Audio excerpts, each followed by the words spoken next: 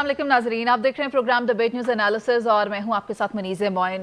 Programme का आगाज़ करेंगे और बात करेंगे निगरान वज़ीर आज़म पाकिस्तान अनवारुल हक काकर साहब ने एक इंटरव्यू दिया है और उस पर बात हो रही है। वैसे तो पिछले कुछ दिनों से वो काफ़ी ज़्यादा हाईलाइट्स में नज़र आ रहे हैं और अब वो कह रहे हैं कि सिविलियन इदारों की कारकर्दगी बिल्कुल अच्छी नहीं रही है और इसी सिलसिले में मजबूरन मुनज़्ज़म इदारे फ़ौज से मुआवनत लेना पड़ती है। इसके अलावा एक और बयान वज़ीर दाखिला सरफराज बुगटी की जानिब से सामने आया नवाज शरीफ के हवाले से और फिर उन्होंने उससे यू टर्न ले लिया है। पहले वो कह रहे थे कि नवाज शरीफ साहब वतन वापस आएंगे तो फिर उन्हें गिरफ्तार किया जा सकता है अगर उन्हें अदालत से रिलीफ ना मिला, मगर अब वो कह रहे हैं कि नवाज शरीफ की वापसी पाकिस्तान की सियासत के लिए खुशाइंद है। इसके अलावा प्रोग्राम में बात करेंगे कि पहले दरख्वास्त की जाती है पाकिस्तान तहरीक इंसाफ की तरफ से कि अटक जेल से अडियाला मुंतकिल किया जाए और जब इस हवाले से फैसला हो जाता है तो फिर पाकिस्तान तहरीक इंसाफ की यू टर्न की रवायत बरकरार रहती है और ये केस है साइफर का।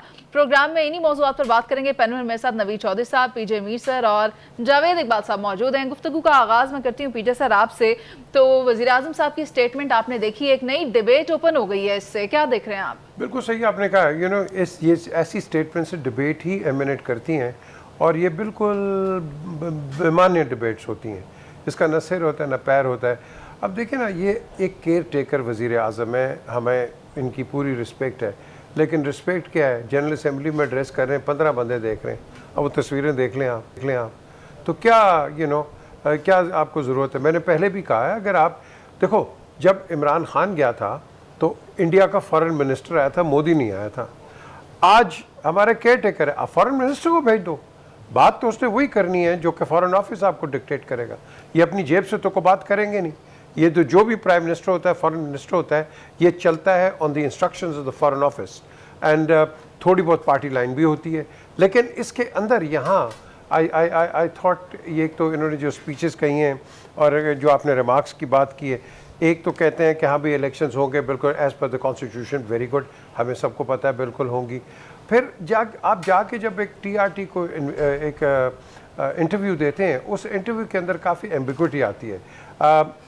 वहाँ कहते हैं कि जी वो पार्टी नहीं हिस्सा ले सकती कि जिन्होंने वैंडलिज्म की है। पीटीआई को ट्राई किया जा रहा है not on vandalism, on terrorist charges, जो कि जीएचक्यू और ये कोर कमांडर हाउस के ऊपर है। तो so what does that mean? एक यहाँ मैसेज आएगा, दूसरा मैसेज जा रहा है कि ये तो ये टेररिस्ट पे हैं। सो ये इस तरह की चीज़ें, I think he is little bit overstepped his mark. आप बिल्कुल हैं हमारे केयर टेकर, हम एक्सपेक्ट कर रहे हैं कि आप फेयर एंड फ्री इलेक्शंस करवाएंगे, बिल्कुल हमें पूरी उम्मीद है। फिर उन्होंने साथ ये भी रेनफोर्स किया है 2-3 दिन पहले कि इसमें फ़ौज की कोई मुदाखलत नहीं होगी, टोटल इंडिपेंडेंट होगा, वेरी गुड, ये रेनफोर्स आ गया। इसके अंदर जो बिलावल के रिजर्वेशन है, लेवल प्लेइंग फील्ड, वो थोड़ी स्ट्राइक डाउन होती है।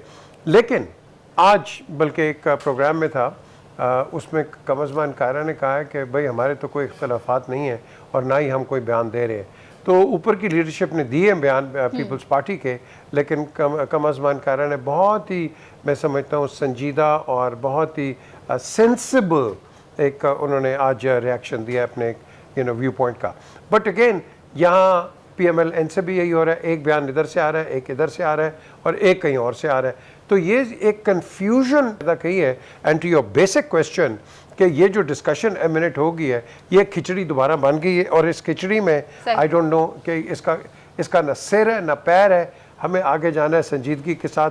और मैं आज भी मुनीज़ा बार बार कह रहा हूँ कि अगर तो आपने पाकिस्तान को स्ट्रॉन्ग देखना है, ये सारे पार्टिसिपेंट्स को बैठना पड़ेगा, एक दूसरे से बातचीत करनी पड़ेगी, जो जावेद ने भी पहले कहा है और चौधरी साहब ने भी कहा है। अगर ये नहीं करेंगे, क्योंकि बाद में इन इलेक्शंस को कोई एक्सेप्ट नहीं करेगा, so we have to sit down and say कि भाई जो भी जीता है गेट ऑन विद इट।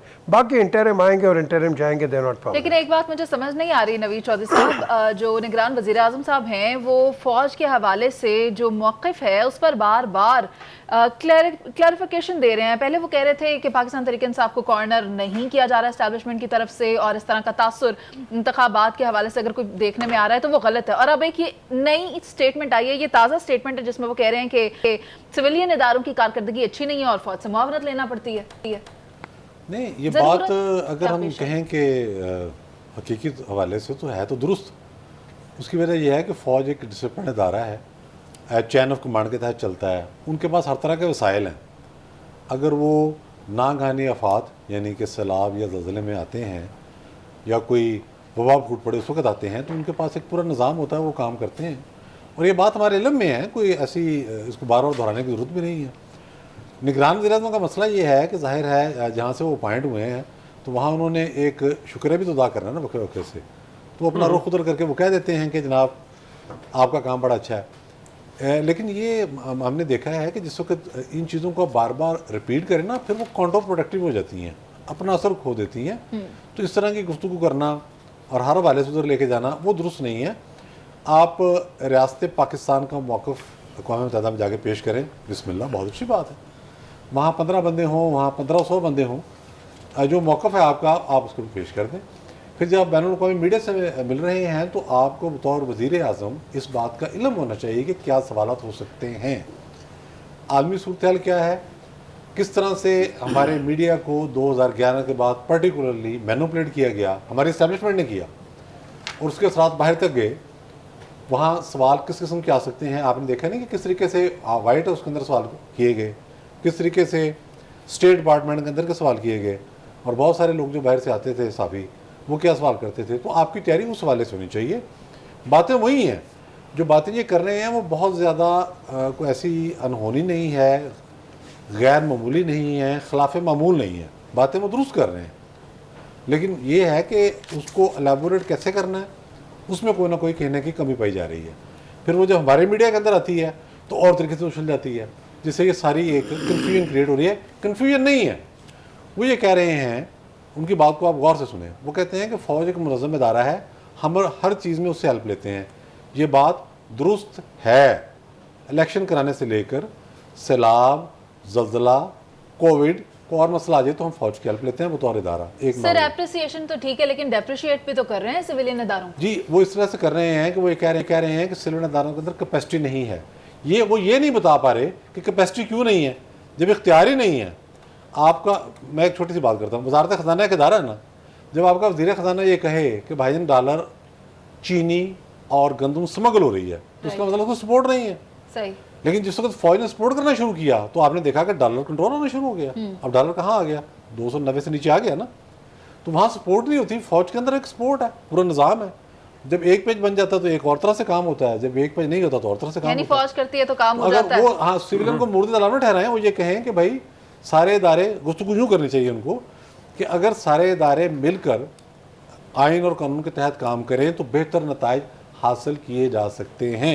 ये इस तरह से बात करें। लेकिन चौधरी साहब, जब आप कहते हैं ना कि सारे इदारे मिलके, ये तो आपस में इतनी लड़ाई है कि आपका सिविलियन जो सेक्शन है, आपने जैसे कहा कि फौजी अंदर आके करती है, सिविलियंस तो करते कुछ नहीं है। नहीं करते हैं, आप करने देंगे तो करेंगे ना। तो ये गिला तो वो करेंगे 40 सालों से नहीं किया, लेकिन गुफ्तगू जावेद साहब की तरफ से लानी है। जावेद साहब, आपसे सवाल ये है कि सेनेट की कायमा कमेटी ने इंतखाबात के हवाले से बात की है, तो मुझे तो लगता है कि बासी कड़ी में उबाल आ रहे हैं, आपको क्या लगता है?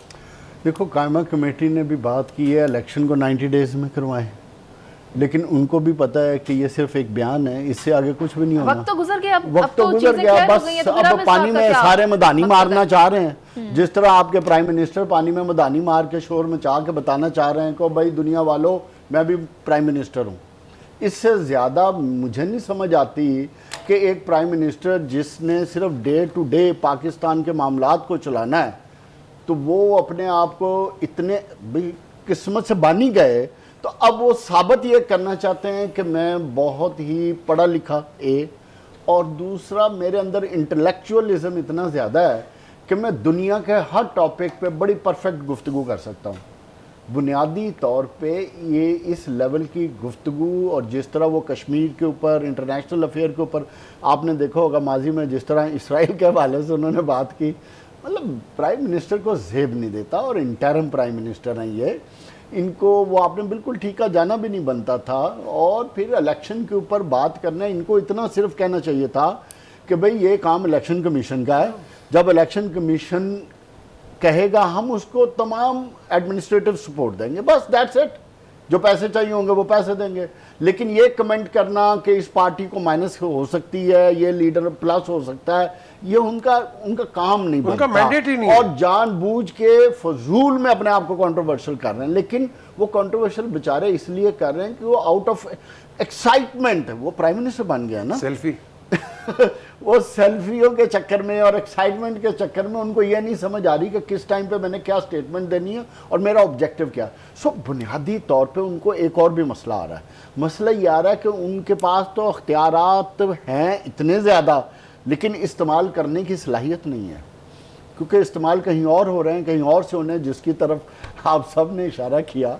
तो वो उसको भी मैं अप्रिशिएट करूंगा, इसलिए कि अपना उन्होंने किबला दुरुस्त रखा है। लेकिन और पाकिस्तान में सर पीजे जिन्होंने अपना किबला दुरुस्त रखा है वो हमेशा फ़ायदे में रहते हैं। जब आप किबले से थोड़ा सा अपना किबला बदलने की कोशिश करते हैं ना, तो जैसे नमाज टूट जाती है, तो इस तरह इक़्तिदार का रास्ता भी टूट जाता है। लेकिन इसमें जो चौधरी साहब ने एक पॉइंट बड़ा इंपॉर्टेंट रेस किया, देखें जब आप एक सेनेटर होते हैं उसका एक level of speech and deliverance कुछ और होती है, बट एज प्राइम मिनिस्टर देखें, वो मैं कह रहा हूँ ना कि एज ए प्राइम मिनिस्टर आप पे रिस्पॉन्सिबिलिटी बढ़ जाती है, आपके एक एक लफ्ज की वैल्यू होती है और उसके डिफरेंट मीनिंग्स तो फिर क्या किया जाए जावेद तो साहब? आपको इस तरह की बात, भाई आपको क्या जरूरत है टीआरटी वर्ल्ड और कभी किसी इंटरनेशनल चैनल पे बैठ के इंटरव्यूज दे रहे हैं स्वाय अपनी मार्केटिंग करने के?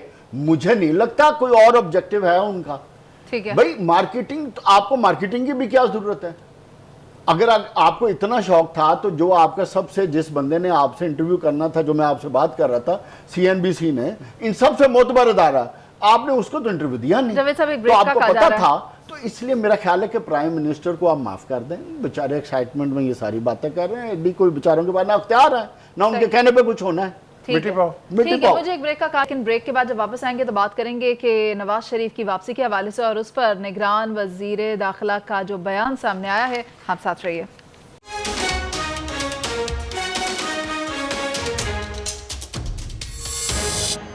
Welcome back. वज़ीर दाखिला सरफराज बुगटी साहब की तरफ से गुज़श्ता रोज़ एक इंटरव्यू में कहा गया कि नवाज शरीफ साहब वापस आते हैं और अगर अदालत उन्हें रिलीफ नहीं देती तो फिर उन्हें गिरफ्तार किया जा सकता है। और आज उन्होंने अपने ही बयान की वजाहत देते हुए उससे यू टर्न ले लिया है या अपने अल्फाज वापस ले लिए हैं और कहा है कि नवाज शरीफ की जो वापसी है सियासत में वो खुशाइंद है। तो बयान में इस तरह का जो टिल्ट आया एकदम से, नवीद चौधरी साहब कैसे देख रहे हैं आप? देखिए, टिल्ट मेरा ख्याल है इसलिए आया है कि शोर मच गया। अब किसी भी फर्द पर, वो एक्स प्राइम मिनिस्टर हो, एक्स प्रेसिडेंट हो, कोई और अहदेदार हो, किसी भी पाकिस्तानी शहरी पर जो पाकिस्तान आ रहा है उस पर FIR दर्ज है, यानी कि मुकदमा है उस पर, या उसे सज़ा हो चुकी है और सस्पेंड नहीं हुई। अगर वो आता है तो कानून तो ये है कि उसने सरेंडर करना है। अगर सरफराज बुगटी साहब ने एक शो में बैठ के ये कह दिया है कि अगर उनकी सज़ा सस्पेंड नहीं होती और वो पाकिस्तान आते हैं तो लॉ विल प्रिवेल, तो 100% लॉ विल प्रिवेल। इसमें कौन सी मतलब, इसमें गैर मामूली बात इसमें भी कोई नहीं है। अच्छा, अब होता क्या है कि आप किसी प्रोग्राम में गए हैं, जो एंकर हैं ये वही हैं जो पाशा प्रोजेक्ट के तहत भर्ती किए गए थे, वो ख़ास एंगल पर घेर के लाते हैं। ये लोग गैर सियासी हैं, हमारे जी तकरीबन ये गैर सियासी है ना, ज़ाहिर है ये जहाँ से लाए गए हैं, आपको भी पता, मुझे भी पता। सियासतदान फिर भी 100 तरीके से, इन्हीं चैनल वालों को कमरुज़्ज़मा कारन साहब ने चंद दिन पहले मुंह पर बैठ के बेइज्जत कर दिया था, जो आप मुंह से बात नहीं कर रही थी, जो इनके मेन एंकर है। ठीक है, ये गैर सियासी लोग हैं, वो घेरा किसी खातून एंकर ने कि नवाज शरीफ मुजरम हैं, वो आएंगे तो आप क्या करेंगे, ये हो जाएगा वो हो जाएगा। जिस तरह वो शोर में चाहते हैं ना, ट्रेनिंग हुई है ना, कौम का खरबों रुपया तो इस काम पर बर्बाद किया गया। अच्छा, वो सरफराज बुगटी भी ज़ाहिर है तो डैशिंग ना, जिनके पीछे सपोर्ट हो। अभी जो ये कह रहे हैं ना कि जो मशवरा दे रहे थे वहाँ रजू करना चाहिए, तो उन्होंने तो किया हुआ है। अब वो उन्होंने कह दिया कि जी आएंगे तो पकड़े जाएंगे, किबला दुरुस्त रखा हुआ है, किबला दुरुस्त रखा हुआ है, आप हमारा भी करवाना चाह रहे हैं। सही। वो कह रहे हैं कि आएंगे तो पकड़े जाएंगे। अच्छा, फिर ये भी उन्होंने कहा कि एयरपोर्ट एक सेंसिटिव प्लेस है। मुझे आप बताएं कि कौन अलाउ करेगा कि एयरपोर्ट पर लोग या जुलूस लेके चले जाए? सीधी सी बात है ना, वो बात भी दुरुस्त है उनकी। तो ये उन्होंने बात की कि अगर वो उनको रिलीफ नहीं मिलता और कानून जो है वो प्रिवेल करेगा उस वाले से, कुरानदारी जमानत नहीं है या वो खुद सरेंडर कर देते हैं, गिरफ्तारी हो जाएगी। ये बात थी। उसके बाद क्या हुआ, जिस तरह से सवाल जवाब का अंदाज था, वो मीडिया में एक शोर हुआ और हो गया। यहाँ तो हालत ये है अभी तक, चूँकि वो पुराना नेटवर्क काम कर रहा है, हर चीज़ में कन्फ्यूजन फैला दो। मसलन अगर उन्होंने 21 को आना है तो यहाँ तो उड़ा दी गई कि जी 21 को उन्होंने आना है, नहीं आएंगे, नैब केसेस खुल गए, फलां हो गया, डील शुरू हो गई, अलवी साहब अटक जेल गए, 4 घंटे मुज़ाकरात कराए, पता नहीं क्या क्या चैनलों के अंदर हो रहा है, कौन कौन लोग भी बैठे हुए हैं। बहुत सारे तो वैसे मैटर फेल भी हैं, लेकिन पढ़े लिखे जो हैं वो भी उस तरह के हैं। तो एक शोर मच गया। उसके बाद ज़ाहिर है मुस्लिम लीग नून के लिए लाजमी हो गया कि वो फेस सेविंग के लिए आके रिस्पॉन्ड करे इस पर। पता उनको भी था कि बात क्या है, ज़ाहिर है इतना जहाल तो कोई भी नहीं होता। फिर उन्होंने उसको जब रिस्पॉन्ड किया तो फिर वही टोन उनके पास भी आ गई कि बुगटी साहब, यानी कि सरफराज बुगटी साहब, आप अपने आप में रहें, इतना बाहर ना हो कि इस किस्म की गुफ्तगू आप करें। आप ये मत भूलें कि शेख रशीद कहाँ पर है। ये इस तरह की गुफ्तगू भी शुरू हो गई। ज़ाहिर लाउड एक्सप्रेशन आ गया ना, जवाब फिर उसी अंदाज में देना था। अब जब जवाब दिया तो बुगटी साहब ने कहा भाई मैंने तो ये बात की है और ये बात दुरुस्त है। मतलब अगर बुगटी साहब की जगह हम चारों में भी से कोई वज़ीर दाखिला हो, उससे ये सवाल किया जाए कि एक साहब बाहर से आ रहे हैं जिन पर अभी तक इतलाक होना है कानून का। नवीद साहब एक चीज ऐड में करना चाहती हूँ। हमने यही कहना ना, मरियम हम ये कैसे कहते हैं हम हार पहनाएंगे, हम गाड़ी में बैठाएंगे। जी। मरियम साहिबा ने ये कहा है, मरियम औरंगजेब साहिबा ने, कि आप अपने सियासी क़द के मुताबिक बात करें। मतलब नहीं, ये असल में हुआ पता क्या, हाउ डिसग्रेसफुल इट इज। नहीं डिसग्रेसफुल है, लेकिन हुआ पता क्या, जब वो एक्सप्रेशन लाउड हो गए दोनों तरफ से, तो अगर आप आगे से ये कहते कि नहीं नहीं बुगटी साहब तो ये कहना चाह रहे थे, हमें समझ में आ गई है, तो आपके सपोर्टर ने कहना था कि अगर आपको समझ आ गया आप साइड पे हो जाए, हम नहीं मानते। फिर ये सियासत के अंदर इस तरह का मामला हो जाता है। बात सिर्फ इतनी। और जावेद साहब, जो जिस तरफ इशारा नवीद साहब ने भी किया है कि केसेस खुल गए, तो डार साहब के केसेस खुल गए? डार साहब इसलिए बाहर बैठे हुए ना सर, उन्होंने तो कह दिया वो वापस आ रहे हैं, उनका भी बयान आ गया सामने। बादल, ये जो नैब वाला मामला है ना, ये अभी बहुत ज़्यादा कन्फ्यूजन में है। अभी इसके मामला आगे चल के खुलेंगे क्योंकि इस पर अपील भी होनी है और उसके बाद इन केसेस ने अभी चलना है। तो कौन किस डगर पे बैठता है ये तो वक्त बताएगा। लेकिन जो आपकी तरफ जो आज जो बात हो रही थी मियाँ नवाज शरीफ के हवाले से और सरफराज बुगटी साहब ने, देखो उन्होंने क्या गलत बात की। उन्होंने कहा ही इज़ नॉट अ मुलज़म, ठीक है, वो मुजरम हैं और मफरूर हैं, और मुजरम और मफरूर को वैसे ही ट्रीट किया जाएगा जैसे मुजरम और मफरूर को किया जाता है। अच्छा, ये बात तो कर ली उन्होंने, लेकिन उनको ये नहीं पता था कि उन्होंने बादशाह सलामत की शान में गुस्ताखी की है, और उस गुस्ताखी के तौर पे मरियम औरंगज़ेब और राना सनाउल्लाह और फिर जावेद लतीफ़ साहब शुरू हो गए बात करना, और इंतहाई इमेच्योर रिस्पॉन्स।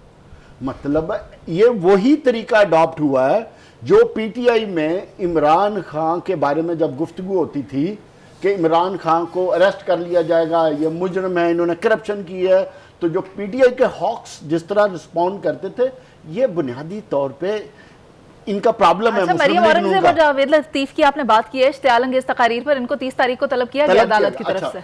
इनका प्रॉब्लम ये है कि ये अब कॉपी करना शुरू हो गए पीटीआई को। ये बुनियादी तौर पे इन्होंने पीटीआई को कॉपी करने की कोशिश की है, लेकिन कॉपी करने के लिए अक्ल की भी जरूरत होती है।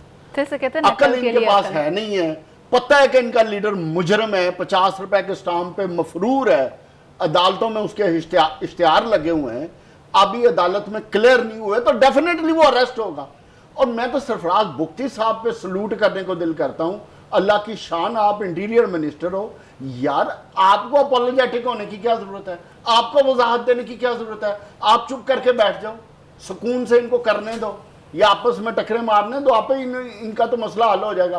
क्योंकि इनके पास अब करने को कुछ नहीं है। अब इनको पता है कि अवाम के अंदर हमने अगर जाना है तो क्या लेकर जाएं, ये कहानी लेकर जानी है जिसको अब अवाम एक्सेप्ट करने को तैयार नहीं है। तो ये जो जब इमेच्योर आप रिस्पांस देना शुरू कर दें ऐसी बातों पे जिसका रिस्पांस ना बनता हो, तो इससे अंदाज़ा हो जाना चाहिए हमें कि सियासी तौर पे एक पॉलिटिकल पार्टी अपने आप को कितना गिरा चुकी है अवाम के अंदर, और उसका नतीजा ये निकलता है जब आप अवाम की सियासत नहीं करोगे, जब सिर्फ आइन, कानून और पार्लियामेंट को ढाल बनाकर सिर्फ अपनी जाती सियासतें करोगे, तो फिर आपको इस तरह का भुगतान करना पड़ेगा। ऐसे नताइज आपके सामने ही आएंगे जहां आपकी किसी बयान की कोई वैल्यू नहीं होगी। पीजे सर की राय लेनी है। पीजे सर, आप ये बताएं कि नून लीग जो है वो सरफराज बुगटी साहब के बयान को कह रही है कि हद से तजावुज कर लिया, तो अब एक वजीर को बताया जा रहा है कि उसकी हद क्या है, और फिर स्टेटमेंट्स आप राना साहब के भी देख लें और मरीम साहिबा के भी देख लें। देखें, जो उन्होंने बात की सरफराज बुगटी ने, वो लीगली सही बात की है, इसमें कोई गलत बात नहीं है, लेकिन जो रिएक्शन है वो एक एक्सपेक्टेड है रिएक्शन, बिकॉज इतनी हाइप क्रिएट हो रही है और बनाई जा रही है कि नवाज शरीफ की वापसी है, और उसके अंदर अगर इस तरह का कोई भी आप कह लो कि शुरली को छोड़ दे, ये सबको पता है, सरफराज भुगते को भी पता है और PMLN को भी पता है और एक आम आदमी को भी पता है। तो जो एक लीगल प्रोसीजर है वो होगा। अब इस लीगल प्रोसीजर की एक अपनी नौयत है, वो आते हैं, सरेंडर करते हैं कोर्ट को, कोर्ट उनको कहते हैं, वहीं उनको वो पार्डन भी कर देते हैं, जिस तरह सस्पेंडेड सेंटेंस दे दी थी यूसुफ रज़ा गिलानी को, वो वहाँ भी वो भी कर सकते हैं, इख्तियार को किया था। हो सकता है, हाँ हो सकता है। लेकिन जो पब्लिक परसेप्शन क्रिएट हुआ है इसके बाद, तो PMLN जो है वो बिल्कुल अपने पॉलिटिकल वेंचर के ऊपर बिल्कुल ठीक है वो, लेकिन लीगल एक अपनी चीज़ है, पॉलिटिकल रिटोरिक एक और चीज़ है, और उसके अंदर आई डोंट थिंक कि ऐसी कोई बात है।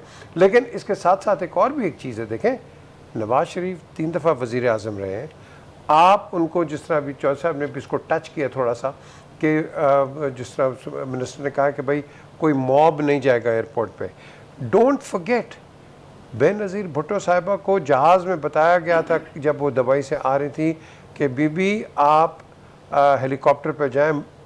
मैं यार मुझे कहा था, मुझे डॉक्टर इशरत रबात ने कहा था कि पीजे ये मेरा मैसेज दें, ये उनको ख़तरा है, वो एयरपोर्ट पे उतरे, और मैंने उनको मैसेज दिया। मियां साहब का तो अब प्लान भी यही बन गया, आप वाला जो आप बता रहे हैं। अल्लाह करे, नहीं वो बन गया है। ओके। अब वो एयरपोर्ट पे नहीं है, अब वो सीधा लैंड कर उतरेंगे हेलीकॉप्टर और हेली के जरिए सेंसिबल। और यही चीज़ हुई, और अल्लाह जन्नत दे रहमान मलिक को, नहीं जी नहीं, हमने पूरी सिक्योरिटी की हुई है, नाहिद खान खड़ी होगी, और जी हमने पूरी तैयारी की है, ये नहीं होगा, फलाना नहीं होगा, अमीन फ़हीम साथ बैठे थे।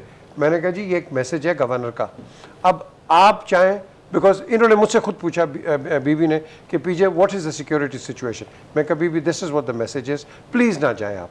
एंड फिर शहरी रहमान हयात हैं, इनसे पूछ लें, ये मेरे पास आई एयरपोर्ट में भागते कि बीबी आपको बुला रही हैं, इट्स ऑन रिकॉर्ड। तो द क्वेश्चन इज़, आपने जो सिक्योरिटी आपकी जो एजेंसीज़ हैं, you have to take them seriously. Nawaz Sharif मेरी नज़र में is a valued asset for Pakistan. आप केसेस अलग छोड़ दें, but is been 3 times prime minister, and you can not just उनको जी इस तरह छोड़ दें और अल्लाह ना करे कल कोई एक्शन हो जाए, फिर मुझे SOP पर अमल दरवाजा होना चाहिए ना जी, and that is the way forward. बाकी देखो, ना हम जूरी है, ना जज है, ना प्रोसिक्यूशन है, डिफेंस है, अदालत जाने, and that's the way forward. जो आइन और कानून के तहत होगा उसके मुताबिक उनको भुगतान करना पड़ेगा। बिल्कुल, एंड यू नो ठीक है, एक ब्रेक का काजा रवि Sure, सर, please, और please, बात यही है कि उनकी वापसी और जो भी तरीकाकार है वो कानून के तहत ही हो तो ज़्यादा बेहतर है। और जिस तरह के स्टेटमेंट सामने आ रहे हैं उसके बारे में हम पहले भी कहते हैं ये पॉलिटिकल गिमिक्री है, तो इस तरह के बयान नहीं देने चाहिए जिससे कि बाद में कोई भी मुश्किल पैदा हो सके उनके लिए जो ये बयान दाग रहे हैं। अभी चलते हैं एक ब्रेक पर, वापस आएंगे, बात करेंगे पाकिस्तान तहरीक इंसाफ ने कहां पर यू टर्न लिया। साथ रहिए।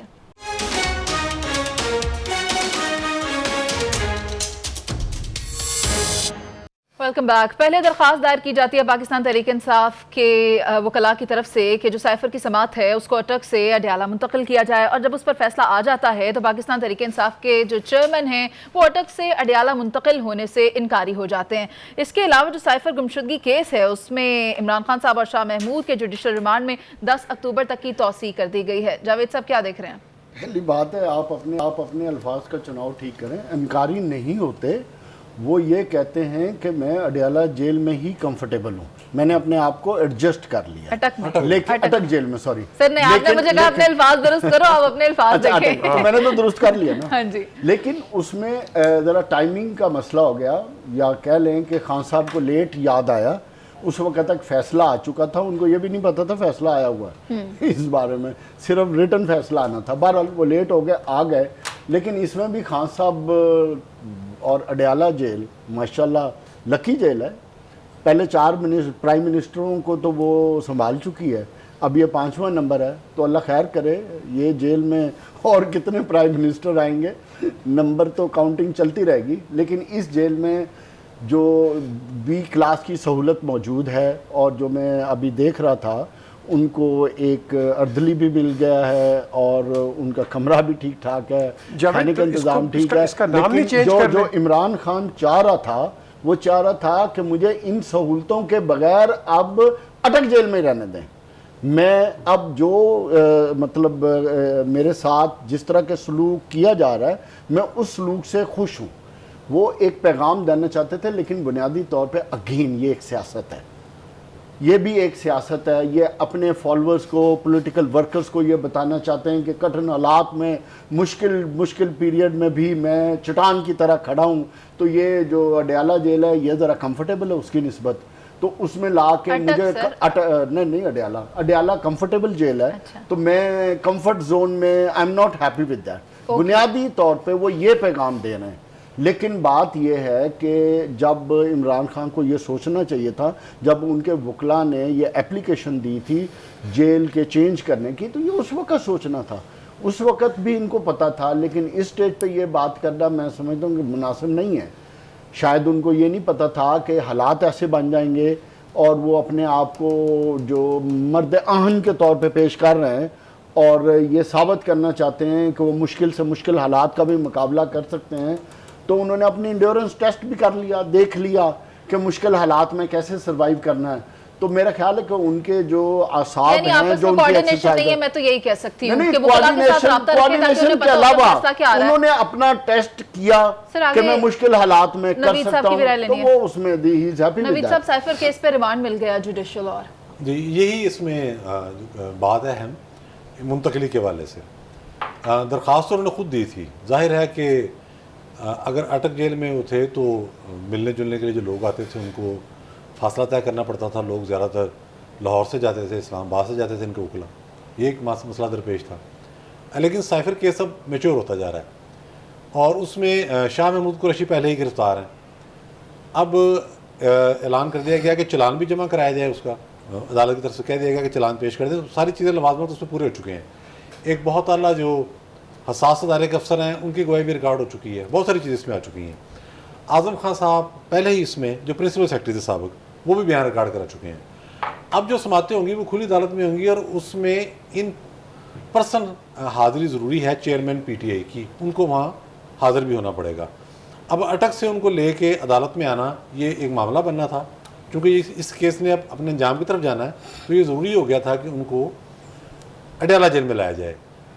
वैसे तो दरख्वास्त इन्होंने दी थी अपनी सहूलत के लिए, मैं फिर अर्ज़ करता चलूँ, और उस पर चीफ जस्टिस साहब जो हैं इस्लामाबाद हाई कोर्ट के, उन्होंने आर्डर पास किया कि उनकी सहूलियात भी वो हों जो एक्स प्राइम मिनिस्टर की होती हैं और उन्हें मुंतकिल भी कर दिया जाए। लेकिन उसके साथ साथ ये मुकदमात जो हैं अब ये चूँकि चलने हैं और उनकी हाज़िरी वहाँ ज़रूरी है खुद इन पर्सन।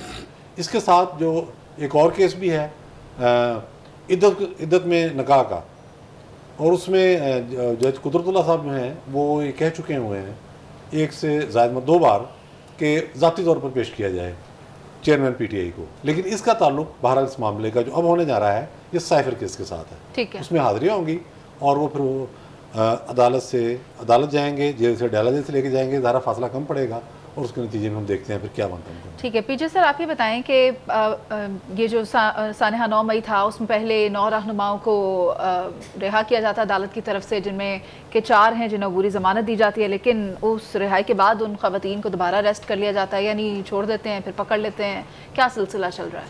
देखिए, ये हमने अपना मजाक उड़ा दिया हुआ है। किसी से पूछ लें आप, जब मैं ये ब्रिटिश पार्लियामेंटेरियंस या इनके लॉर्ड से बात करता हूँ, हाउस ऑफ लॉर्ड्स के मेंबर्स, वो पाकिस्तान का मजाक बनाते हैं, you know, and they very sad कि हम पाकिस्तान में अपने साथ क्या कर रहे हैं।